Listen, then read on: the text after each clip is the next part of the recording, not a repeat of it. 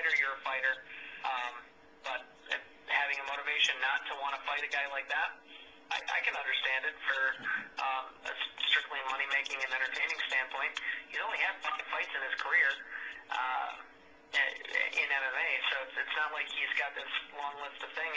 If he's going to be concentrating more on movies and wants to have exciting fights, then more power to him. Who do you think is the #1 contender to Jake Shields in Strikeforce? It's tough because who the hell do they have in the middleweight division right now? I mean, they don't have a whole lot that they've established. They don't have any pecking order in there. Is Nick Diaz still in that division over there?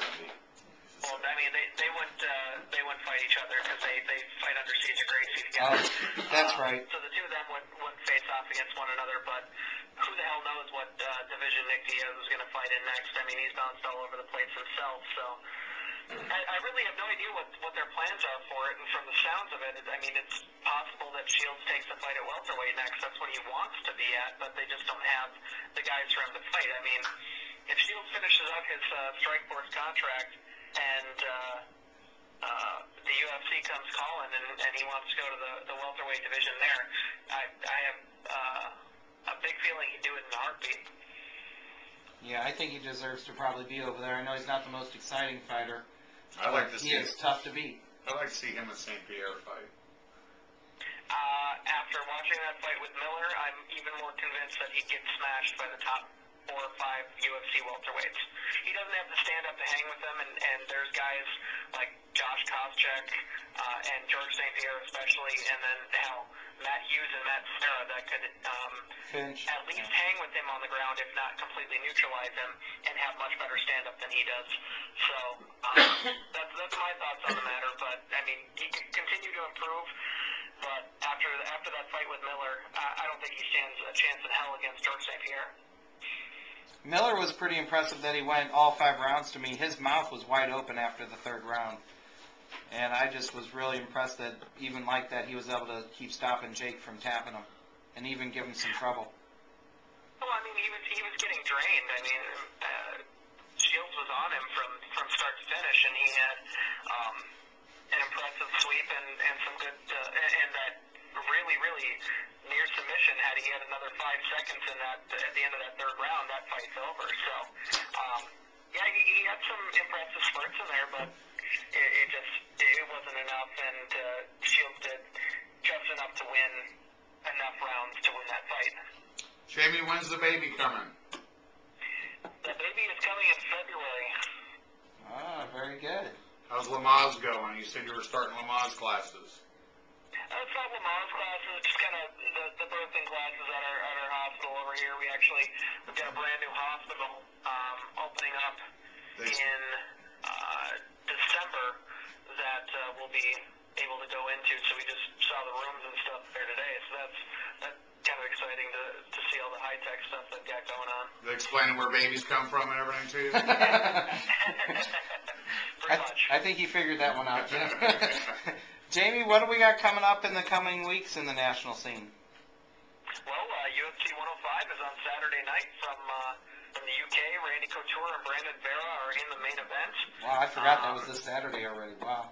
That is Saturday already, and then next Saturday is UFC 106 with Forrest Griffin against Tito Ortiz. So it's coming here quick. And also next week is the Jose Brown Mike Aldo Jose Aldo Mike Brown fight. Yeah, I'm exhausted. No, but you're right. That's probably the most exciting fight coming up right now is that Jose Aldo Mike Brown fight. Yeah, that is definitely one of the ones that I'm most looking forward to here as we get on down the stretch. The UFC 108 headliner was finally announced for January 2nd, and it will be Antonio Rodrigo Nogueira taking on Cain Velasquez in the main event there in Las Vegas. So that's an exciting. If Cain gets through that everyone had been hoping for, but that event's just lost a ton of different fights to injury, and then obviously illness with Brock having mono. Brock Lesnar having mono. So that fight has been delayed, but Cain Velasquez against Nogueira is definitely a fight that I'm very much looking forward to. It's one of the ones that I had kind of talked about after Cain beats Ben Rothwell last month as a fight that sets up one of them as probably the next title challenger after the Carwin Lesnar fight takes place. So definitely one I'm looking forward to, and that one's got Rashad Evans against Thiago Silva in the co-main event. So while it's not the most major card, it's not as good of a card as it was looking like it was going to be, but it's still got a very, very, very good main card and a very good preliminary card as well. So it should be a highly entertaining event. Do you still follow any of the big boxing? Are you going to watch the Pacquiao Cotto fight? You know, I've always been kind of a fringe boxing guy, not a major follower. If I make it out to a bar or something, I will watch the events, but I'm probably not going to catch that fight live. I'll probably watch it on HBO next week. What about the tough competition? I think we touched on this. No, we didn't get a chance to touch on this. Last week, Marcus fought. Is it Marcus Jones? Marcus Jones fought. He looked extremely impressive. Yeah, Big Baby was really impressive. I mean, I think he's something like a purple belt in jiu-jitsu or something like that. But ridiculous skill set for a guy his size. And the fact is, he was a first-round draft pick in the NFL. He played 8 seasons in the NFL. He's a legitimate athlete. He's got a lot of wear and tear on his body, and he's getting into this game late.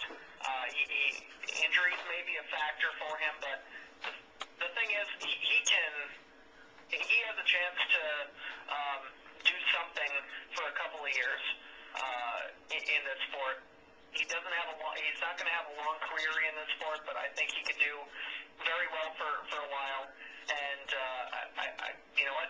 He jumps up there as one of the favorites to win this competition because that was just really, really, really impressive the way he pulled that armbar off. And it was just very instinctual and a highly impressive fight. And this week, probably the most impressive performance that we've seen on the show thus far.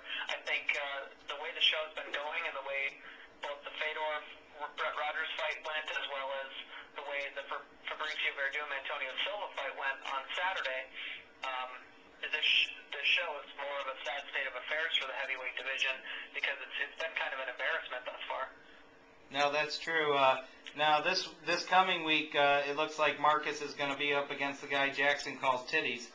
So, how do you think that fight's going to go? Well, I'm not sure which semifinal they're gonna put together first. I know they announced all of them. I don't know which one we're gonna see, but that's a really, really solid matchup. It's a tough fight for both guys because Jones has the size over Schoonover, but Schoonover's an undefeated fighter himself, has more experience as a fighter, and definitely has the skill set to put Jones away. But we haven't really seen how